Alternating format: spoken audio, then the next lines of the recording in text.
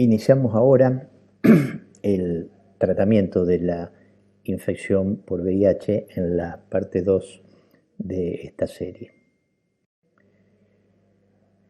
Si analizamos la evolución del tratamiento antirretroviral, vemos una historia que estuvo signada por la monoterapia, fundamentalmente a partir del conocimiento de la ZT, luego con una terapia con otros inhibidores nucleósidos que se fueron agregando, con el DDI y el DDC, y finalmente la triterapia, cuando se descubrieron los inhibidores de la proteasa y los inhibidores no nucleósidos. Como vemos en la diapo, a medida que fuimos agregando tratamientos, fuimos consiguiendo una disminución más marcada de la carga viral. Destaquemos que recién en el año 1996 contamos con mediciones de carga viral y un sostenido aumento de la respuesta inmunológica. En 1996 se inició el paradigma del tratamiento antirretroviral que se hizo con 3 drogas y que llega todavía hasta este momento, aunque algo relativizado. Como vemos aquí, ya la evolución droga por droga, teníamos tratamientos en general efectivos, pero con bastante toxicidad, que fue disminuyendo con el tiempo, hasta llegar a la actualidad con tratamientos simplificados con menor toxicidad. Debemos sí decir que siempre que el tratamiento se ha hecho en forma de una adherencia perfecta a partir del año 96, teníamos una gran eficacia. De hecho, muchísimos de nuestros pacientes hoy, que antes tomaban 13, 14, 15 drogas, hoy están con una pastilla por día en forma perfecta. Lo difícil era sostener el tratamiento. Y como vemos ya, a partir de este año, hemos introducido como concepto los tratamientos duales que tienen igual eficacia y menor toxicidad, del cual me voy a referir posteriormente. Si analizamos las drogas antirretrovirales, ustedes verán más marcadas y menos marcadas otras. Son las que ya no usamos más. Las 30 drogas que han sido descubiertas, hoy nos estamos quedando con apenas 3 inhibidores nucleósidos, 4 inhibidores no nucleósidos, con 2 inhibidores de proteasa, con 4 inhibidores de integrasa y con un inhibidor del R5. Pero si vamos un poquito más, van desapareciendo drogas como el efavirenz, desapareciendo del uso drogas con el atazanavir y quedando una menor cantidad de drogas que son aquellas que han demostrado mayor eficacia y menor toxicidad. Hoy, dentro de los inhibidores nucleósidos, usamos la lamivudina y la entricitabina, que son prácticamente primas hermanos, y el abacavir. Y dentro de los inhibidores nucleótidos, el tenofovir y una nueva forma de tenofovir que se llama TAF, que es una prodroga del tenofovir de isopropilo que tiene menor toxicidad ósea y renal. Una nueva droga se ha incorporado que es la doravirina, que es una droga que tiene un muy buen perfil de resistencia, que acompaña a la ripivina y a la etravirina, que son los 2 inhibidores nucleósidos que todavía utilizamos, el darionavir potenciado por el ritonavir o en otros componentes por el cobicistat, es prácticamente el único inhibidor de proteasa, una excelente droga que tiene un gran perfil de resistencia y muy buena aceptabilidad, y las drogas vedette del momento son los inhibidores de la integrasa, el primero y más conocido el raltegravir, el elvitegravir, el dolutegravir y el victegravir. El maraviroc, que es un inhibidor de R5, es una droga que solamente se utiliza siempre y cuando uno en un estudio logre detectar que el virus entra justamente por el R5 en pacientes en donde ya ha habido fallas y es una de las drogas que podría completar la terna de drogas activas. En un plazo no muy lejano ya tendremos aprobados 2 drogas que van a revolucionar el tratamiento antirretroviral porque son nanosoluciones que se hacen por vía intramuscular, como el cabotegravir y la rilpivirina, son de larga acción. El fostezavir, que es un inhibidor de attachment que fundamentalmente ya pronto se va a probar para pacientes que tengan fallas múltiples, y ya los primeros anticuerpos monoclonales se han aprobado, no todavía en Argentina, para pacientes multifallados.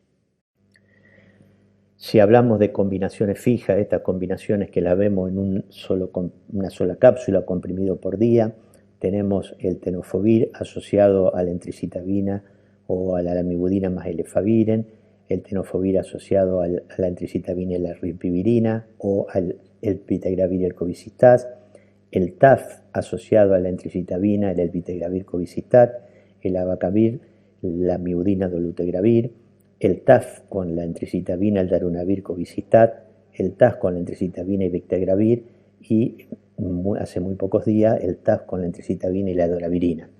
Esta multiplicidad de drogas que parecen muy difíciles de retener, las muestro porque son todas las presentaciones que se pueden dar, como decía antes, en forma simple, en una cápsula o en un comprimido por día. Pronto tendremos el dolutegravir y la lamivudina, que ya se pueden usar separadas, pero vendrán en una sola cápsula por día como parte de un tratamiento dual que se pueden usar para comienzo de tratamiento, y lamentablemente en nuestro país todavía no se aprobó el dolutegravir asociado a la rilpivirina, que también podría ser una buena forma de inicio de tratamiento.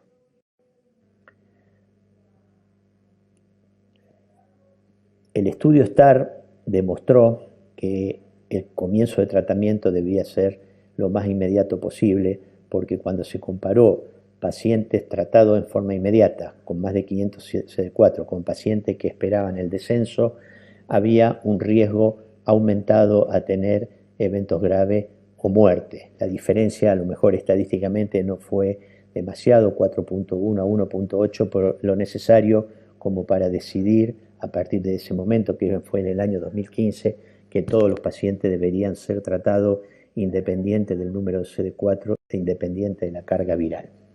Y hubo dos estudios muy importantes, el HPTN 052 y los estudios Partner, que demostraron que en parejas serodiscordantes el tratamiento con su carga viral indetectable hacían que los pacientes negativos de estas parejas no contraían la infección.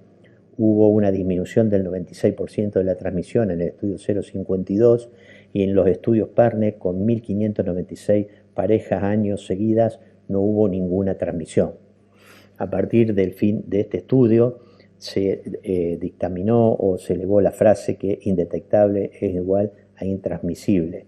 Es decir, que una persona que por más de 6 meses tenga la carga viral indetectable y que la sostenga suprimida, es prácticamente imposible que la transmita a una persona HIV negativa. También el estudio STAR demostró en quién era más necesario comenzar el tratamiento: en las personas mayores de 50 años, en las personas con más de 50.000 de carga viral, en las personas que tuvieran un Framingham mayor al 10% y en las personas que tengan un radio CD4-CD8 menor de 0.5%. Aprovecho aquí para plantearle la importancia que tiene no solamente la medición del recuento absoluto de CD4, sino la relación CD4-CD8. Cuando uno habla de una reconstitución inmune aceptable o buena o muy buena, no solamente tiene que plantear más de 500 CD4, sino tener que tener una relación de CD4-CD8 en lo posible cercano al 1. Cuando hay enfermedades marcadoras de las cuales hablamos en la parte 1, el tratamiento hay que pensarlo lo más rápido posible. Hay dos excepciones. La tuberculosis, cuando tiene menos de 50 CD4, se espera las 2 semanas, y cuando tiene más de 250 CD4, más de 50 CD4 dentro de las 8 semanas. Y la criptococosis meningio, que en su forma grave, con menos de 5 células en el líquido cefalorraquídeo, uno puede esperar a las 5 semanas. Por supuesto que estos plazos son relativos y depende del lugar donde se trate, del lugar donde se trate y de la experiencia clínica que se tenga en cada sitio, esto puede ser cambiado. Entonces decimos, ¿todo paciente debe comenzar el tratamiento antirretroviral? Sí. Y en este momento se está planteando el tratamiento lo más rápidamente posible, inclusive sin contar con el test de resistencia, que lo hacemos antes de empezar el tratamiento, por lo menos con el resultado, o sin contar todavía con el recuento de CD4. Luego tendremos los análisis que confirmarían desde dónde empezamos. El tratamiento inicial en Argentina básicamente se hace con 2 inhibidores nucleócidos de la transcriptasa reversa más un inhibidor de la integrasa. Lo pongo en rojo porque es el preferido, pero también está aceptado empezar con 2 inhibidores nucleócidos más un inhibidor de proteasa potenciado o 2 nucleócidos más un no nucleócido de la transcriptasa reversa. Todos los estudios presentados en los últimos años demostraron que los inhibidores de integrasa debe ser la primera línea de tratamiento. ¿Qué lugar tienen los inhibidores de proteasa potenciado? Bueno, tienen un buen espacio en aquellos pacientes que no tenemos los datos sobre resistencia, porque tienen un umbral genético muy alto, es decir, se necesitarían varias mutaciones para que la droga no sea efectiva. Si hay un alto riesgo a que el paciente tenga mala adherencia por otra razón y son seguros en el embarazo. También lo utilizamos en la profilaxis, post-exposición, tanto profesional como no profesional. Tener en cuenta aquí que pueden tener interacciones fármaco-fármaco, intolerancias digestivas, dislipidemia todavía en estos pacientes y de acuerdo a cuál se trate mayor riesgo cardiovascular o renal. El atazanavir tiene mayor riesgo renal y el darunavir mayor riesgo cardiovascular. Los inhibidores no nucleócidos pueden utilizarse como primera línea cuando uno puede advertir efectos adversos potenciales como inhibidores de la proteasa de la integrasa en mujeres que planifican embarazo, antes del embarazo obviamente, o para evitar un aumento de peso que lo estamos viendo con la droga como lo vamos a ver a continuación. Hay que tener en cuenta que tienen una barrera genética baja en general, que algunos pueden tener efectos neuropsiquiátricos o que no son tan potentes en pacientes con más de 100.000 de carga viral. Algunos como la rilpivirina se deben tomar con alimentos y algunos como la doravirina en la combinación fija se utilizan con el tenofovir no TAF que tiene mayor toxicidad. Algunos tienen mayores interacciones como el efavirenz y la rilpivirina. Con respecto al tenofovir, dijimos que tenemos el tenofovir disopropilo y el tenofovir alafenamida. Obviamente que es preferible el tenofovir alafenamida porque tiene menos impacto en la toxicidad renal, en la disminución del filtrado glomerular y en la producción de osteopenia, que sí lo tiene el viejo tenofovir, el disopropilo. Pero hay que decir que se ha visto que con el tenofovir alafenamida hay un aumento de peso mayor que con el disopropilo. ¿El abacavir tiene algún lugar todavía? Sí, en los pacientes que pueden tener algún tipo de toxicidad renal o toxicidad ósea. Viene una coformulación única con dolutegravir y tiene la ventaja también de la larga historia de uso. Debemos recordar que antes de usarlo hay que hacer una prueba para ver que no tenga hipersensibilidad, que es el HLA-B5701 y que en algunos pacientes cuando tienen más de 100.000 de carga viral pueden tener menor eficacia. Aunque con resultados contradictorios, se ha asociado el uso de abacavir con mayor riesgo de infarto agudo del miocardio. En este gráfico vemos las ventajas y las desventajas de los inhibidores de la integrasa.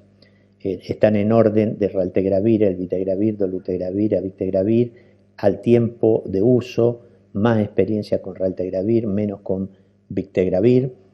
Todas drogas que tienen un muy buen umbral genético, salvo el raltegravir, y salvo también el raltegravir la posibilidad de utilizarlo en un comprimido único. El elvitegravir tiene más posibilidades de interacciones y no hay datos sobre el embarazo. Si uno tuviera que usar de estas drogas para pacientes embarazada, usaría el raltegravir. Luego me voy a referir a un efecto puntual del dolutegravir. Con respecto a los efectos del nervioso central, cuando se publicó este trabajo en el 2014, retrospectivo, en donde se vio que los pacientes que tomaban efavirenz, que era la droga más popular de ese momento, tenían más ideas suicidas y más riesgo de suicidio, se empezó a evaluar en otras drogas y empezó a dejar de utilizarse empezó a dejar de utilizarse el efavirenz, fundamentalmente en los pacientes en donde tienen algún aspecto de su personalidad depresiva. Pero no fue el único el efavirenz, y también en algunas de las nuevas drogas ya se ha visto también que tienen algunos efectos neuropsiquiátricos en el sueño, más en las mujeres, más en las personas mayores de 60 años, y que también algunas de estas drogas pueden producir un aumento del peso. Vemos que el fantasma del menor peso del paciente con VIH-Sida está siendo reemplazada. Primero fue por la lipodistrofia, que por suerte ya no se ve con estas nuevas drogas antirretrovirales, pero sí ahora con un aumento en peso cuando tenemos el fantasma de sobrepeso en la mayoría de los países desarrollados. Aquí en este gráfico vemos un poco cómo todos pueden producir, pero fundamentalmente el dolutegravir, el raltegravir son los que más lo producen. Y habíamos dicho alguna noción de dolutegravir sobre el embarazo. En un estudio africano sobre vigilancia de embarazadas se vio que había un aumento de la incidencia de defectos del tubo neural en los pacientes con dolutegravir. Este estudio luego se fue agrandando el número de pacientes y disminuyó esta incidencia. La idea de esta posibilidad hace que no utilicemos dolutegravir fundamentalmente en el primer trimestre del embarazo, es decir, cuando se planifique el embarazo hay que plantearle a la paciente no usar dolutegravir. A partir del tercer trimestre, donde ya superó el riesgo de este trastorno de la fusión, sí puede ser utilizado. En la práctica asistencial nosotros tenemos diferentes posibilidades de tratamiento que también muchas veces son diferentes según el paciente pertenezca al programa nacional o al sistema de obras sociales. No quiere decir necesariamente que es mejor el sistema de obras sociales el sistema prepago. Hay diferencias a favor y en contra en cualquiera de los dos. En este momento, si comenzamos el tratamiento con un tratamiento triple, tenemos la opción de usar el tenofovir o el TAF asociado a la entrecitavina o al 3-TC, o tenemos la opción de la abacavir asociado al 3-TC. Son todas posibilidades válidas. ¿Con qué droga los combinaríamos de tercera línea? Tenemos la rilpivirina y la doravirina dentro de los inhibidores no nucleósidos. Tenemos el darunavir potenciado por el ritonavir. También hay una forma fija con el cobicistat. O tenemos la unión con el raltegravir, con el dolutegravir, con el elvitegravir o el bictegravir, es decir, cualquiera de los inhibidores de integrasa. Como decíamos antes, lo deseable es comenzar con un inhibidor de integrasa, pero las otras opciones no son desechables mientras se tenga en cuenta de qué paciente se trate y cuáles son sus condiciones generales, condiciones físicas, si es mujer, si es varón, si tiene algunos antecedentes psiquiátricos, etcétera, etcétera. Habíamos dicho que ya estamos en la era de los tratamientos duales. El 3-TC y la rilpivirina, el 3-TC darunavir, el 3-TC dolutegravir, han demostrado que se pueden utilizar tanto para el comienzo del tratamiento como la simplificación. Todos estos estudios ya lo han demostrado. Hay un error en el diapositivo donde dice 3-TC rilpivirina, es dolutegravir rilpivirina en el estudio de SWORD, en donde esta simplificación ha demostrado ser de gran utilidad y de poca toxicidad. Como habíamos dicho al principio, lamentablemente esta asociación no ha sido aprobada. Futuros tratamientos. Muy prontito tendremos las nanosuspensiones. Ya está aprobado que la asociación del cabotegravir y la rilpivirina de larga acción puede ser usado en forma intramuscular. Se van a probar una vez por mes, aunque ya se demostró que una vez cada 2 meses son igual de efectivos que una o varias pastillas por día. En esta diapositiva podemos ver la carga de medicamentos que se ahorraría en la columna de abajo con el cabotegravir y la rilpivirina. Aquí vemos cómo viene, los primeros días se hace en forma oral para ver que los pacientes tengan una buena tolerancia y que no tengan hipersensibilidad, y luego ya se hace una inyección en el glúteo medio, una de cada una en cada glúteo. Como decíamos, hoy la aprobación es mensual, pero ya los estudios demostraron que se pueden usar cada 2 meses.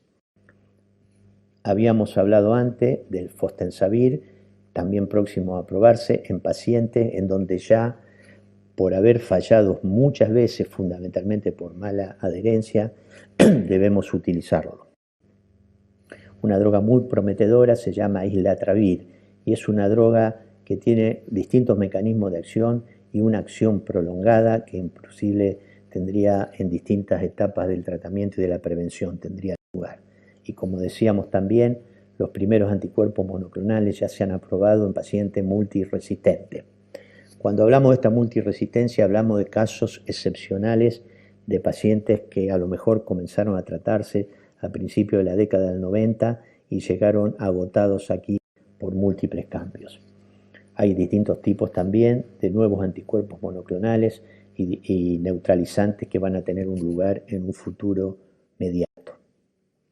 La cura es posible si nosotros comenzamos un tratamiento antirretroviral.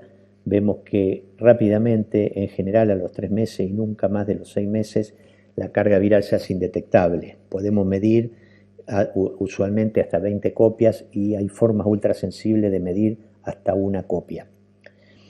Pero si nosotros suspendemos el tratamiento, se produce rápidamente un rebote del virus, razón por la cual hoy el tratamiento debe ser crónico.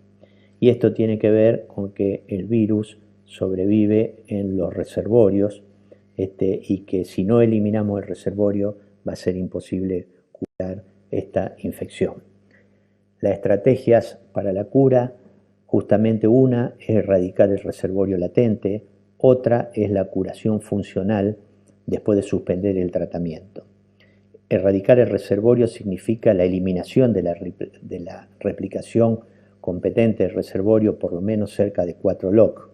Esto se ha logrado fundamentalmente en 2 pacientes, el paciente de Berlín y el paciente de Londres con trasplante en células madre. Son situaciones muy especiales y que no han logrado ser reproducidas en una gran cantidad de pacientes. Hay algunos casos excepcionales que se está en la espera de ver si se comportan de la misma manera, pero este tratamiento es posible solamente en pacientes que tengan la necesidad de un trasplante por enfermedades hematológicas, linfomas o leucemias. Y tenemos la curación funcional. Esto se está haciendo en protocolos avanzados con vacunas terapéuticas a las cuales se agregan activadores de reservorios o anticuerpos neutralizantes. La idea aquí es conseguir la menor cantidad de reservorio y que el paciente esté en una remisión virológica sostenida. Algunos conceptos actuales sobre prevención del tratamiento, prevención del VIH. Obviamente lo he hablado y a veces no practicado el sexo seguro, el uso consistente del preservativo, la reducción de daños fundamentalmente en los pacientes adictos, la circuncisión, sobre todo en pacientes que tienen múltiples enfermedades de transmisión sexual que disminuye y previene en el propio paciente la infección. El tratamiento para la prevención, que implica que el tratamiento en su doble efecto, que previene la evolución del paciente y que impide que éste sea transmitido. El tratamiento con el embarazo, vimos antes cifras inadmisibles todavía en nuestro país, pero básicamente no es por falla del tratamiento, sino que es por la falla de detección y de control del embarazo. Habíamos dicho que por suerte no es el caso de la situación en nuestra provincia. La profilaxis post-exposición ocupacional y no ocupacional. La ocupacional es la que hacemos nosotros, el personal de salud, cuando tiene un accidente, postpunción o un corte. Debemos recordar que ahí usamos básicamente el tenofovir, la entricitabina o la lamivudina, y lo ideal con un inhibidor de proteasa potenciado o con un inhibidor de integrasa. la profilaxis, predisposición y vacunas, que me voy a referir ahora. La profilaxis y predisposición pronto va a comenzar en nuestro país en un protocolo asistencial. Consiste en administrar una droga en forma consistente a personas HIV negativo pero de alto riesgo. Hay dos estudios muy interesantes que condicionan lo que es el PrEP en el mundo real, que son el estudio PRAU y el estudio HyperGay. Uno de los estudios consiste, hay varios parecidos, en el tratamiento con tenofovir entricitabina diariamente. Y el otro consiste en el tratamiento con 2 pastillas antes de tener la relación sexual, una al día siguiente y otra a las 48 horas. Los dos han demostrado una protección en el que lo hace en forma consistente cercana al 90%. Estos tratamientos se pueden hacer, pero tenemos que tener en claro que estamos tratando personas sanas con drogas antirretrovirales, que puede haber toxicidad y que deben ser asumidos dentro de un control médico con controles de laboratorio. Hoy son muy populares en Europa y en Estados Unidos y cumplirían con una función tipo vacuna, aunque no lo sea. De vacunas podemos decir 2 palabras: están las vacunas proteicas y las vacunas que usan vectores virales. Un ejemplo de esto es la vacuna Mosaico, que es uno de los estudios que ya estamos comenzando en nuestro país, en varios países de Europa y de América Latina y de Estados Unidos. Hay muy buenas posibilidades que en 3 años se pueda demostrar que esta vacuna da una prevención suficiente como para ser comercializada.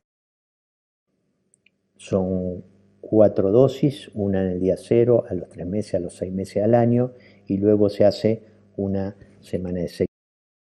Y hay 2 grupos que se van a vacunar, un grupo en el estudio Mosaico del que describí y otro que se está haciendo en Sudáfrica. Muy similares, en Sudáfrica se hacen mujeres y en nuestros países se está haciendo para prevención de pacientes hombres cisgénero VIH negativo, individuos transgénero que tienen sexo con hombres cisgénero y o personas transgénero, es decir, dentro de los grupos donde hay más posibilidades de transmisión del VIH. Esperamos tener resultados y que luego podamos contar con una vacuna, sabiendo que la vacuna no va a resolver el problema del VIH, sino que se debe complementar con todos los otros elementos que ya hablamos anteriormente. El paquete de prevención tiene que ser un paquete completo adaptado a cada persona. Y mientras esperamos la vacuna, debemos decir que lo que pedíamos para el 2020, que ya estamos, que era el 90% de los pacientes diagnosticados, 90% tratados y 90% indetectables, se ha logrado en muy pocos países del mundo.